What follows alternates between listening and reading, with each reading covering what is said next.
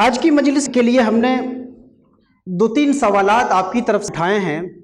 علماء کی خدمت میں آپ کے سوالات ہیں، اور علماء کی طرف سے جو ہے میں دو تین سوالات ہیں ان کا جواب دینے کی کوشش کروں گا۔ اس کے بعد جو اصل جواب ہوگا، جو قول فیصل ہوگا، وہ جاننے کے لیے پھر آپ کے جذبے کی ضرورت ہے کہ کن کے اندر جذبہ ہے، شوق ہے کہ صحیح جواب جانیں، اور ان کو آج کے بعد دوسری نشست میں، دوسری مجلس میں حضور داعی اسلام کی مجلس میں آنا ہوگا اور سمجھنا ہوگا کہ صحیح فیصلہ کیا ہے، صحیح بیانیہ کیا ہے، صحیح بیان کیا ہے۔ سوال یہ ہے، آپ میں سے کچھ لوگوں کا سوال ہوگا، سب کا نہیں، اور ہمارے بعض احباب یہ سوال کرتے ہیں کہ ہم تقریر کیوں سنیں، کیوں تقریر سنیں؟ اتنے دن سے تو تقریر سنتے رہیں، کتنا سنیں؟ اور اتنے سال سے سنیں، کوئی بدلاؤ نہیں آیا، کیا سنیں؟ کیوں سنیں تقریر؟ تقریر سننے کے لیے ہمارا مقصد، ہماری نیت کیا ہو؟ یہ آپ کا سوال ہے، میں علماء کی طرف سے کوشش کر رہا ہوں کہ جواب ملے۔ ہم کسی بھی مجلس واعظ میں، کسی بھی تقریر کی مجلس میں اس لیے جائیں کہ ہم وہاں سے نصیحت پکڑیں، کچھ نہ کچھ اپنے لیے عمل کا کوئی جذبہ لے کے آئیں، ایمان اور یقین کا جذبہ لے کے آئیں۔ ہم اس مجلس سے فرشتہ بن کے نہ نکلیں، لیکن جو ہماری پچھلی زندگی ہے اس میں کچھ نہ کچھ بدلاؤ، کچھ نہ کچھ ترقی ضرور ہو۔ تذکیر اور نصیحت ہم قبول کریں، چونکہ یہی مقصد ہے دعوت کا، یہی مقصد ہے خطاب کا۔ اسی مقصد کے لیے پیغمبر آئے، انبیاء آئے، اولیاء آئے۔ اللہ رب العزت نے ارشاد فرمایا، فذکر انما انت مذکر، آپ نصیحت کریے، آپ کا کام نصیحت کرنا ہے۔ یہ اس نصیحت کے بعد ممکن ہے کہ لعلہ یتذکر او یخشی، کہ شاید وہ تذکر پکڑے، نصیحت پکڑے، شاید اس پہ عمل کیا جذبہ پیدا ہو جائے، نصیحت قبول کرنے کا جذبہ پیدا ہو جائے۔ تو آپ اس لیے جتنی بار آپ مجلس میں آئے، یہ نیت کر کے آئیں کہ ہمیں آج کی مجلس میں ایک بار پھر اپنی زندگی کو، اپنی ماضی کی زندگی میں کچھ نہ کچھ امپروومنٹ لانا ہے، کچھ نہ کچھ ترقی کرنا ہے، کچھ نہ کچھ نصیحت پکڑنی ہے۔ یہ ہماری نیت ہونی چاہیے۔ اس نیت کے ساتھ اگر ہم مجلس میں آ رہے ہیں تب تو مجلس ذکر کا صحیح فائدہ ہے، ادروائز اس کا کوئی خاص فائدہ نہیں ہے۔ اس لیے ہم مجلس میں آئے کہ ہم نصیحت قبول کریں، اس کے بعد اس پر عمل کریں۔ اس لیے ہم آئے کہ ہم عمل کریں۔ یہ سننا اور سنانا یہ تفریح تباہ کے لیے نہیں ہے کہ وائز کے جملوں پہ جھوم گئے اور وائز کے جملوں پہ پھر نقد کرتے ہوئے نکل گئے، فلاں صاحب تو بہت اچھی تقریر کر رہے تھے، فلاں صاحب نے تو کچھ جانی نہیں تھی۔ یہ مقصد نہیں مجلس میں آنے کا۔ مقصد یہ ہے کہ آپ نصیحت قبول کریں، اس کے بعد آپ کے اندر عمل پیدا ہو، عملی طور پہ آگے بڑھیں۔ اللہ رب العزت نے اپنے پیغمبر کو جب بھیجا قرآن لے کر کے، آپ نے جب قرآن لوگوں کو سنایا تو قرآن سنانے کے ساتھ، پیغام حق سنانے کے ساتھ اللہ رب العزت نے پیغمبر کو حکم کیا، فَبَشِّرْ عِبَادِ الَّذِينَ يَسْتَمِعُونَ الْقَوْلَ فَيَتَّبِعُونَ أَحْسَنَهُ، اے میرے حبیب، میرے بندوں کو بشارت سنا دیجئے، خوشخبری سنا دیجئے، میرے ان بندوں کو خوشخبری سنا دیجئے، اچھی خبر سنا دیجئے، بشارت سنا دیجئے، جو بات کو سنتے ہیں غور سے، صرف مجلس میں ٹائم گزارنے کے لیے نہیں آتے ہیں۔ آپ میں تو اکثر لوگ ٹائم سننے کے لیے آتے ہیں، لیکن عام مجالس میں بھی اس طرح کی چیزیں ہوتی ہیں، یا ہم میں بھی اپنے طور پہ، میں خود اپنے طور پہ کبھی کبھی غفلت کا شکار ہو جاتا ہوں۔ ہمیں غافل نہیں ہونا ہے۔ عربی میں سما کا لفظ ہے اور استماع کا لفظ ہے۔ سما کا مطلب کوئی بات سن لینا، استماع کا مطلب ہوتا ہے کان لگا کر سننا، پوری توجہ سے سننا۔ تو اللہ نے جو بشارت سنائی ہے یہ صرف مجلس میں بیٹھنے والوں کے لیے نہیں ہے، بلکہ جو توجہ سے سنتے ہیں، یستمعون القول، جو بات کو توجہ سے، دھیان سے سنتے ہیں۔ اور صرف سن کر جو ہے اس کان سے سن کے ہم لوگ کہتے ہیں نا کہ ادھر سے سنا ادھر سے نکال دیا، نہیں، یہ اللہ کے جو بندے ہوتے ہیں ان کا کام نہیں کہ ادھر سے سن کے ادھر نکال دینا۔ اچھی طرح سے سنتے ہیں، اس کے بعد فَيَتَّبِعُونَ أَحْسَنَهُ، اس کے بعد اچھے طریقے سے اس پر عمل کرتے ہیں۔ تو ہم مجلس میں جب آئیں، یہ نیت کر کے آئیں، مشائخ کی مجلسوں میں، اعراض کی مجلسوں میں ذکر کی مجلسوں میں ہم یہ نیت کر کے آئیں کہ ہم اچھے سے سنیں گے، اور کوئی اگر نصیحت کی بات، کوئی نئی تعلیم کی بات مل جائے، یا جو زندگی ہماری جس عمل سے خالی ہے اس حوالے سے اگر کوئی رہنمائی مل جائے، بولنے والا کون ہے، کیسا، اس سے قطع نظر ہماری زندگی کے سدھار کے لیے کوئی بات مل جائے تو ہم اس پر عمل کرنا شروع کر دیں۔ اس آیت کریمہ کی تفسیر میں ایک نقطہ اور بھی رکھا گیا، بعض مشائخ نے ایک نقطہ رکھا کہ یستمعون القول، جو قول کو سنتے ہیں غور سے، تو قول سے کیا مراد ہے؟ جو قول کو سنتے ہیں غور سے، تو قول سے مراد ہے قرآن، جو قرآن کو غور سے سنتے ہیں اس پر عمل کرتے ہیں۔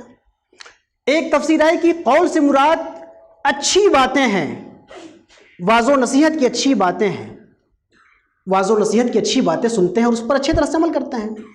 بعض مفسرین نے کہا کہ قول سے مراد مطلق ہے، جو کسی کی بھی بات کو سنتے ہیں، کسی کی بھی بات کو سنتے ہیں، ٹرین میں بیٹھے ہوئے، بس میں بیٹھے ہوئے، گاڑی میں چلتے ہوئے، سفر میں بیٹھے ہوئے، کسی کی بھی بات کو، جو اگر کوئی بات کہہ رہا ہے تو اس کی بات کو دھیان سے سنتے ہیں، اس کے بعد کہتے کیا ہیں۔ کوئی ضروری نہیں کہ وہ کہنے والا ساری باتیں اچھی بھی کہہ رہا ہو، اگر باتیں کچھ اچھی کہہ رہا ہے، کچھ غلط کہہ رہا ہے، آپ سنتے رہیے، جو اچھی باتیں اس کی سمجھ میں آئے اس پہ عمل کر لیجئے، جو بری باتیں ہیں اس کو چھوڑ دیجئے۔ اگر کوئی وائس کوئی غلط بات کہہ رہا ہے، اس غلط بات کو چھوڑ دیجئے، اچھی بات جو کہہ رہا ہے اس کو عمل کر لیجئے۔ تو یہ حضرات مفسرین یہ فرماتے ہیں کہ فَيَسْتَمِعُونَ الْقَوْلَ، جو کسی بھی بات کو، کسی بھی کہنے والے کی بات کو غور سے سنتے ہیں، اور اس کی جو اچھی باتیں ہوتی ہیں، احسنہ، اس کے اقوال میں جو اچھی باتیں ہوتی ہیں، ان اچھی باتوں کو فالو کرتے ہیں، باقی باتوں کو چھوڑ دیتے ہیں۔ اس میں گویا کہ اس آیت کریمہ میں ہمیں سیکھنے کے لیے ہمارے سینے کو کھول دیا گیا ہے کہ آپ ہر جگہ سیکھتے رہیے اور ہر شخص سے سیکھتے رہیے۔ ایسا نہ سوچیے کہ آپ استاذ ہو گئے ہیں، شاگرد سے کیسے سیکھیں گے، آپ عالم ہو گئے ہیں، جاہل سے کیسے سیکھیں گے۔ میں تو اس خانقاہ میں بیٹھا دن رات بہت سارے ان لوگوں سے سیکھتا رہتا ہوں یا سیکھنے کی کوشش کرتا رہتا ہوں جو صرفی معنوں میں عالم نہیں ہیں، جن کا شین قاف درست نہیں ہے، لیکن ان کے ایمان کی اور بصیرت کی باتیں جب میں سنتا ہوں تو میں ہل جاتا ہوں اندر سے۔ مجھے لگتا ہے کہ ہمیں عمل کرنا چاہیے، ہم تو باتیں بہت بنانے والے ہیں، لیکن ہمارا ضمیر جو ہے ایمان و یقین کی اس معرفت سے اور عمل کے جوہر سے خالی ہے، تو میں تو عام لوگوں کی باتوں سے ہل جاتا ہوں۔ اور میں کبھی کل ہم لوگ آ رہے تھے حضرت حسن میاں صاحب کے ساتھ، ہم لوگ کاکوری شریف سے آ رہے تھے، ڈرائیور تھا، ڈرائیور اس قدر ایمان کی اور معرفت کی باتیں کر رہا تھا، اللہ پہ یقین کی باتیں کر رہا تھا کہ ہم دونوں سن رہے تھے اس سے، وہ سنا رہا تھا، ہم لوگ محسوس ہو رہے تھے، تو ہم تو اس سے بھی سیکھنے کی کوشش کر رہے تھے۔ تو سننے والے کو اپنا سینہ کھول کے رکھنا چاہیے کہ ہمارا مقصد وائس کو دیکھنا نہیں ہے، ہمارا مقصد خطیب کو دیکھنا نہیں ہے، ہمارا مقصد سننے والے کو دیکھنا نہیں ہے، ہمارا مقصد ہے اپنا سدھار، اپنی سدھار کرنی ہے، اپنی اصلاح کرنی ہے۔ جو بات بھی کہے، اگر غلط بولنے والے بھی ان کی غلط باتوں میں سے بھی اچھی باتیں آپ لے لیجیے، آپ عمل کریے۔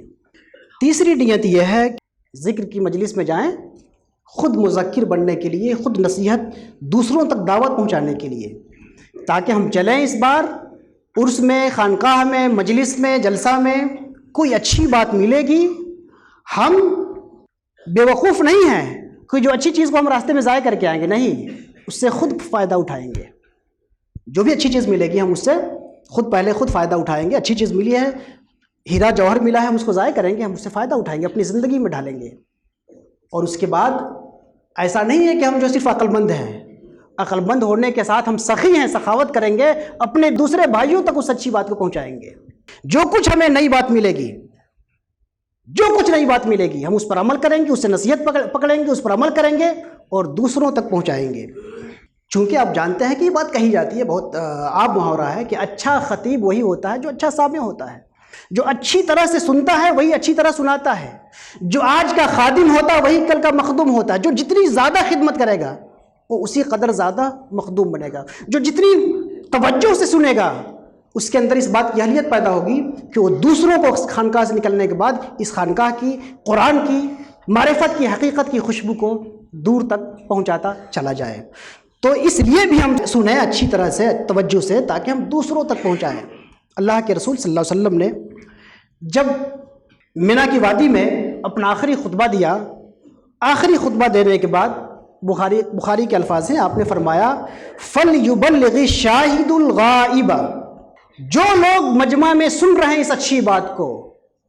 जो लोग इस मजमा में नहीं वहाँ तक पहुँचाएँ, इसको लेके बैठना चाहें, बुखल से काम ना लें, सखावत से काम लें, दूसरों तक पहुँचाएं। फल युबल्लिग शाहिदुल गाइब, जो लोग मौजूद हैं जिन्होंने ये अच्छी बातें सुन ली, ये बाहर दूर तक जाके पहुँचाएँ। मैं देखता हूँ बाज़ नौजवानों के चेहरे हमें नज़र आ रहे हैं। अल्लाह का शुक्र है कि इस खानगाह के बाज़ नौजवान इतने शानदार मुबल्लिग हैं कि ट्रेन चलते हुए, रास्ता चलते हुए दूसरों को अच्छी बातें बता देते हैं और अच्छा पैगाम पहुंचा देते हैं। बहुत से नौजवान हैं जो काम मैं नहीं कर सकता, बहुत से वो लोग हैं जो कन्विंस कर लेते हैं, अपनी बात को कन्वे कर देते हैं, आगे बढ़ा देते हैं। हम सब लोगों को, हम सब सुनने वालों को ये जज्बा होना चाहिए कि जो अच्छी बात आए उसको हम जज्ब करें अपने सीने में, उसके बाद दूसरों तक पहुंचाएं, क्योंकि ये हमारी जिम्मेदारी है। जिम्मेदारी सिर्फ सुन के निकालना नहीं, जिम्मेदारी है कि सुन के अमल करें, उसके बाद इसको दूसरों तक पहुंचाएं। फल युबल्लिग शाहिदुल गाइब, जो मौजूद हैं वो दूसरों तक हमारी बात पहुंचा दें।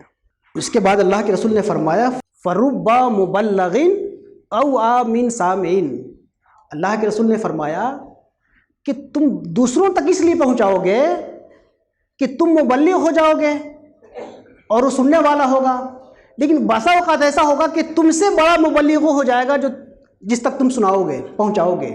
तुमको तो लगेगा कि हम खानका से मियाँ हुजूर की बात सुन के आ रहे हैं, हम दूसरों तक पहुंचा रहे हैं, लेकिन नहीं, कभी कभी ऐसा होगा कि वो तुम्हारी बात जब सुनेगा वो तुमसे ज़्यादा अच्छी तरह से उस बात को आगे बढ़ाएगा, उस बात की उसकी हिकमतों को समझेगा, मानवीयत को समझेगा, और उस फल से, उस जेवर से जितना तुमने फ़ायदा उठाया है उससे कहीं ज़्यादा फ़ायदा उठाए। फरुब्बा मुबल्लिगिन औ आमिन सामीन, हमारी बात को पहुंचा दो, क्योंकि पहुंचाने वाले जितने आगे पहुंचाते चले जाएंगे, हो सकता है कि आगे और बड़ा फ़कीह मिल जाए, आगे और बड़ा फ़कीह मिल जाए, आगे और बड़ा फ़कीह मिल जाए।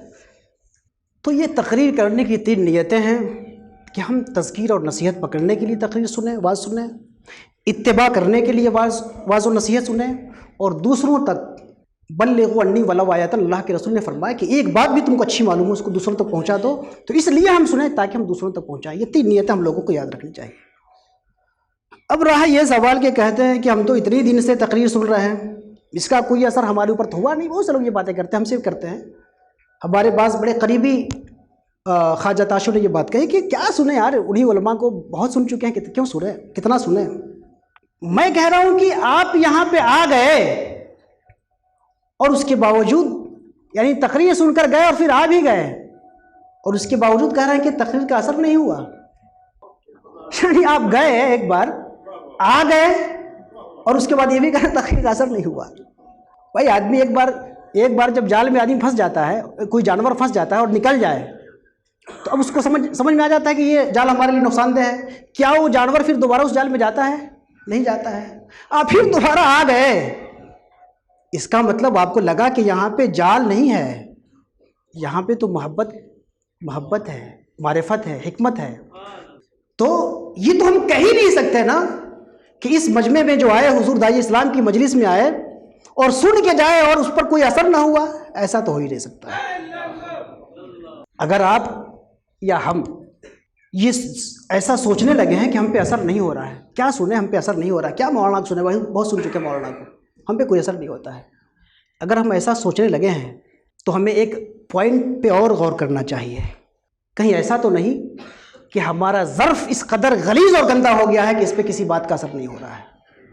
इस ज़ाविये से भी हमें सोचने की ज़रूरत है कि इतनी अच्छी बात खानकाह में होती है, इतनी अच्छी बात उलमा बताते हैं, हमारे ऊपर असर नहीं हो रहा है, हमारा ज़र्फ़ बहुत ज़्यादा गंदा हो गया है। ये तो फिक्र की बात है कि अपने ज़र्फ़ को साफ़ करें।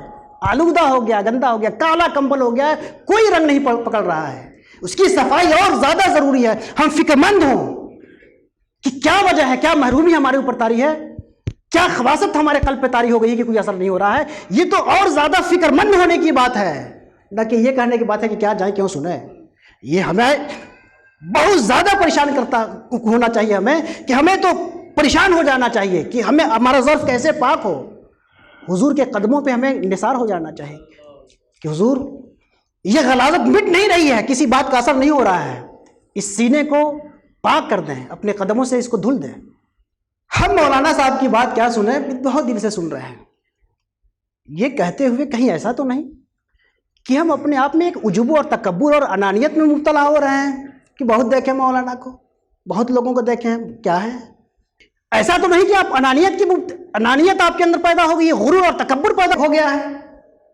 اس ذکر کی مجلس میں آ رہے ہیں اور غرور اور تکبر کے ساتھ آ رہے ہیں، اور پھر اس بات کی امیدوار بھی ہیں کہ آپ پہ اثر ہو.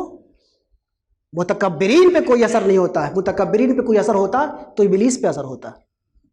ابلیس نے نصیحت نہیں پکڑی، اس کی وجہ اس کے علم اور عبادت کی کمی نہیں تھی، تکبر تھا. تکبر نے ذلیل کر دیا. اللہ کی مجلس میں ہو کر کے رسوا اٹھا. اگر کوئی شیخ کی مجلس میں آ کر کے یہاں سے بے فیض چلا جائے تو اس میں حیرت کیا ہے؟ یہ تو تکبر میں مبتلا ہے. وہ اپنے آپ کو بہت ترم خان سمجھ رکھا ہے کہ ہم کیا سنیں یار، ان لوگوں کو بہت سن لیا ہے. اگر ہمارے وہم و خیال میں اس طرح کی بات آتی ہے تو ہمیں توبہ کرنا چاہیے، اللہ تعالیٰ تکبر سے پاک کر دے، پھر مشائخ کے قدموں میں آنا چاہیے. ایک زاویہ نظر اور بھی ہے غور و فکر کرنے کا، کہ اگر ایسی بات ہماری زبان سے نکل رہی کہ ہم پہ کوئی اثر نہیں ہو رہا ہے، ہم کیوں سنیں؟ ایسا تو نہیں کہ علماء کی توہین کا جذبہ آپ کے سینوں میں پیدا ہو رہا ہے، آپ علماء کے حوالے سے بدگمان اور علماء کو آپ حقیر سمجھنے لگے ہیں، علم اور علماء کی توہین کرنے لگے ہیں. مشائخ نے لکھا ہے، اکابر علماء نے لکھا ہے کہ جو شخص علم اور علماء کی اہانت کی طرف مبتلا ہوتا ہے، جس شخص کے اندر علم اور علماء کی اہانت کا جذبہ پیدا ہوتا ہے، اس کے بارے میں ڈر ہے کہ اس کا خاتمہ کفر پر ہو، ایمان پہ نہ ہو. ہمیں اس سے ڈرنا چاہیے. علماء، مبلغین اور داعیوں کا احتساب کرتے ہوئے 4 دن خانقاہ میں آئے، 4 دن مسجد میں آئے، 4 رکعتیں پڑھنے کے بعد علماء کا احتساب کرنے بیٹھ گئے. علماء کی تذلیل اور توہین کا جذبہ آپ کے اندر جاگ گیا. یہ توہین علم، یہ توہین علماء جس کے سینوں میں جاگتا ہے، ہمارے علماء اور مشائخ فرماتے ہیں کہ ڈر ہے اس کے بارے میں کہ وہ کفر تک پہنچ جائے. علماء کی توہین جو کفر کہا گیا ہے، اس معنی میں کہ وہ کفر تک کہیں نہ پہنچ جائے. علم دین اور علماء دین کا احترام ہونا چاہیے، اور ان کی غلطیوں سے درگزر بھی ہونا چاہیے، یہ سمجھ کر کے انسان ہے. اور ایک اور پہلو ہے غور کرنے کا، جو ہم کہتے ہیں کہ ہمارے اوپر اثر نہیں ہو رہا ہے، کیا سنیں. تو ایک اور بھی پہلو ہے غور و فکر کرنے کا. یہ پہلو یہ ہے کہ کہیں واقعی تو آپ نے غلط وائز کا انتخاب تو نہیں کر لیا ہے، غلط وائز کا انتخاب تو نہیں کر لیا ہے. عوام، وہ لوگ کس قدر عوام میں جو اس طرح کی باتیں کرتے ہیں، کس قدر بے فیض ہیں، کس قدر محروم ہیں، جو تقریر کرنے کے لیے اس کو لاتے ہیں جس کی تقریر ان کو پسند نہیں ہوتی ہے، اور اس کو لفافہ بھی دیتے ہیں، چونکہ اس لیے بلایا ہی نہیں ہے اس عالم کو کہ کوئی نصیحت پکڑے، کوئی عمل کا جذبہ پیدا ہو.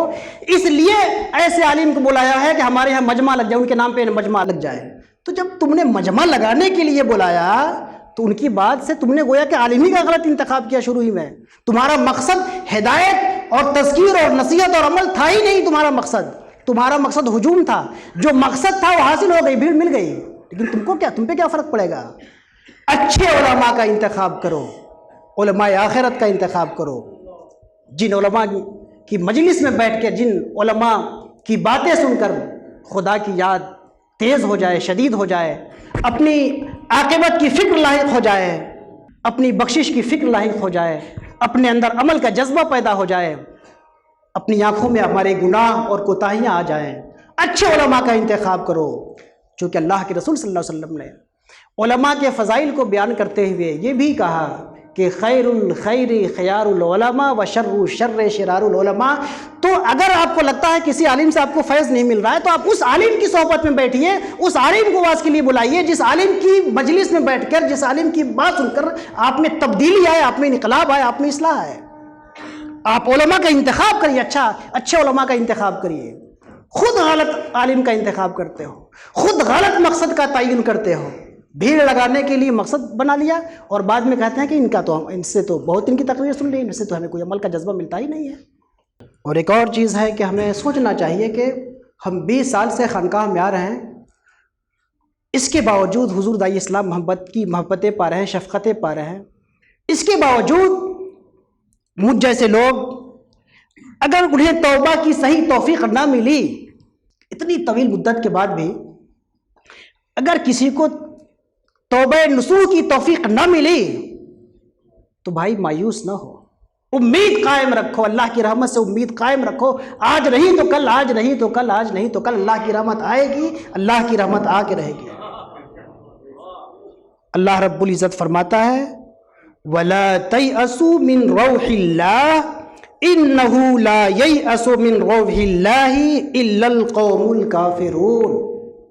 اللہ کی رحمت سے مایوس مت ہو، اللہ کی رحمت سے صرف کافر ہی مایوس ہوتا ہے. تمہارے اندر ایمان کی رمق آ گئی ہے، ایمان کا اجالا آ گیا ہے، مایوس مت ہو، کوشش کرتے رہو، کوشش کرتے رہو، کوشش کرتے رہو. توبہ نصوح کی توفیق آج نہیں تو کل مل کے رہے گی، انشاءاللہ ملے گی. ایک سوال کچھ لوگ اور کرتے ہیں، ایک سوال اور بھی آتا ہے کہ ارے وائزوں کی بات سے ہمارے اندر بدلاؤ آئے گا؟ انہی کا حال دیکھ لو، یہ کیسے ہیں؟ بہت دیکھے ہیں وائز، جب ان کے کردار پہ ان کی گفتار کا کوئی اثر نہیں پڑا تو ہمارے اوپر کیا پڑے گا؟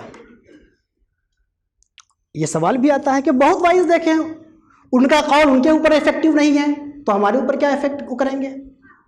اس کا جواب میں حجت الاسلام امام محمد الغزالی رحمہ اللہ کی کتاب سے دوں گا. امام غزالی رحمہ اللہ نے اپنی زندگی کا جو آٹو بایوگرافی لکھی ہے، اپنی سواد حیات لکھی ہے، المنقذ من الضلال. اتفاق سے یہ مجلس جن بزرگوں کے ساتھ منسوب کی جاتی ہے، ان بزرگوں میں حجت الاسلام امام غزالی بھی ہیں. تو امام غزالی نے کہا ہے کہ ایک مرحلے میں، زندگی کے مرحلے میں میرے اندر یہ بھی سوال پیدا ہوا کہ بہت سے علماء تو خود عمل نہیں کرتے ہیں، تو پھر اس کا فائدہ کیا ہے؟ علم کا فائدہ کیا ہے؟ اور ہم ان کا احترام اور ان کی توقیر کیوں کریں؟ عوام کی طرف سے یہ سوال آتا ہے کہ خود بھی عمل ہے، ہم ان کی عزت و توقیر کیوں کریں؟ آج بھی ہمارے عوام میں جو لوگ ایک ہفتے پابندی سے نماز پڑھ لیتے ہیں وہ علماء کے لیے محتسب اعلیٰ بن جاتے ہیں. ایک ہفتہ چہلم بھی پورا نہیں ہوا نماز کی پابندی کا، علماء کی اصلاح کا بیڑا اٹھا لیا. امام غزالی فرماتے ہیں کہ بھائی یہ جب خیال آپ کے اندر آئے اور علماء کی کوئی کمی نظر آئے، آپ کو کوئی بے عملی نظر آئے، تو آپ اس بات پر غور کریے کہ بھائی علماء جو ہے یہ بھی اللہ ہی کی مخلوق ہے، یہ بھی انسان ہی ہے، کوئی فرشتہ تو ہے نہیں. جس طرح آپ صبح سے شام تک 50 غلطیاں کرتے ہیں اور اس کے باوجود کہتے ہیں کہ ہم تو انسان ہی ہیں نا، تو اپنی 50 غلطی کے لیے تو آپ بنا لیتے ہیں کہ میں انسانی ہوں، اور کسی عالم کی ایک غلطی نظر آتی ہے تو آپ اس کو ہر طرف پھیلاتے رہتے ہیں کہ عالم صاحب نے کیسے غلطی ہو گئی، عالم صاحب سے غلطی ہو گئی. وہ بھی انسانی ہیں، آپ بھی انسانی ہیں. اور اصل چیز یہ ہے کہ امام غزالی نے کہا کہ دیکھیے قیامت میں مرنے کے بعد آپ سے جو سوال ہوگا اس عالم کے بارے میں سوال نہیں ہوگا، آپ کے بارے میں سوال ہوگا کہ تم نے جو سنا، جتنا جانا اس پہ عمل کیا کہ نہیں کیا. آپ کو عالم کے بارے میں جواب دہ نہیں ہونا، اپنے آپ کے بارے میں جواب دینا ہے. آپ اپنی جواب دہی کی تیاری کریے، اس کی فکر چھوڑ دیجیے، آپ اپنے لیے جواب دہ بن جائیے. امام غزالی فرماتے ہیں کہ آپ علماء پہ تنقید کرتے ہیں. ارے علماء نے تو کتنے تلامذہ پیدا کر دیے، شاگرد پیدا کر دیے. علماء نے تو نصیحتیں کر کے کتنے بے نمازیوں کو نمازی بنا دی. علماء کی اصلاح اور علماء کی تصغیر سے تو کتنے لوگوں کی اصلاح ہو گئی. کسی عالم کے ذریعہ ہزاروں سینکڑوں لوگوں کی اصلاح ہو چکی ہے. کل قیامت میں وہ عالم پکڑا جاتا ہے، فرشتے اس کو جہنم کی طرف کھینچتے ہیں. تو جتنے لوگوں نے اس عالم سے اصلاح پائی ہے یہ لوگ شفاعت کے لیے کھڑے ہو جائیں گے. ان کے ذریعہ ہمیں ہدایت ملی ہے، آج ہمیں جنت کا پروانہ ملا ہے تو ان علماء کے ذریعہ ملا ہے. تو امام غزالی فرماتے ہیں کہ علماء اگر ان میں کچھ کمی بھی ہو تو انہوں نے اپنے بہت سارے شفیع پیدا کر دیے ہیں، تم نے کیا کیا ہے؟ ایسا ہو سکتا ہے کہ کوئی عالم میں کوئی کمی ہے تو وہ کل اس کے شفعاء، ان کی جو شفاعت کرنے والے ہوں بہت سارے لوگ، ان کی شفاعت کی وجہ سے اس کا کام نکل جائے اور تم علماء پہ تنقید کرتے کرتے اپنی عاقبت خراب کر ڈالو.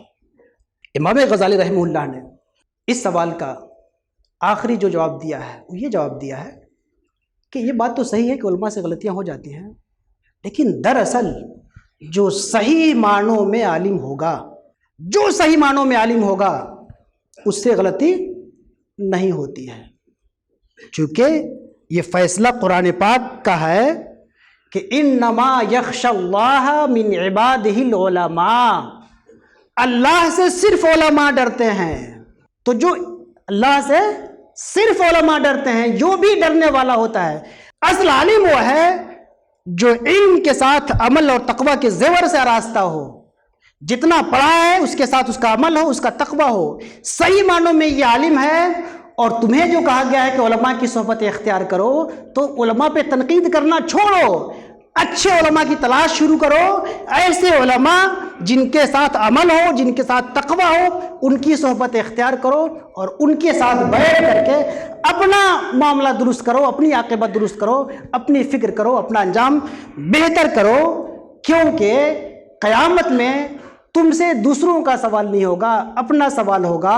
تم سب سے پہلے اپنی فکر کرو، اور اپنی فکر کرنے کے لیے جو صحیح علماء ہیں ان کی صحبت اور ان کی باز میں شریک ہو، چونکہ ہمیں جو سب سے پہلا حکم ہے وہ قوا انفسکم، اپنی فکر کرو، اپنے آپ کو بچاؤ۔